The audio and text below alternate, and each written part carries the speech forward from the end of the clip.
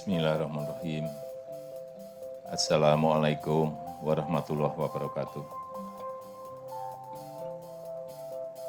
Selamat siang, salam sejahtera bagi kita semuanya.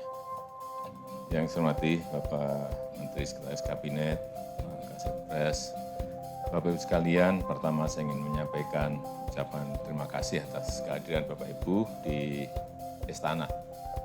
Saya tahu kita semuanya sekarang ini pada posisi yang tidak mudah, pada posisi yang tidak gampang, pada posisi yang sulit. Itu terjadi baik untuk usaha mikro, usaha kecil, usaha menengah maupun usaha besar. Semuanya keadaannya karena pandemi ini menjadi sulit masuk negara. Sebab itu,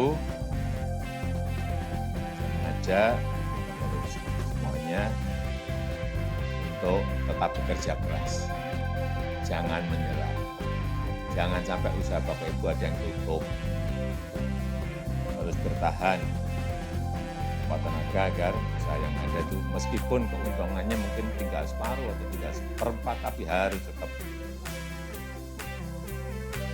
bertahan, harus survive. Karena pandemi ini tidak hanya negara kita yang kena, sulit bukan yang negara kita. 215 negara mengalami hal yang sama persis yang kita alami. Dan banyak yang lebih parah dari kita.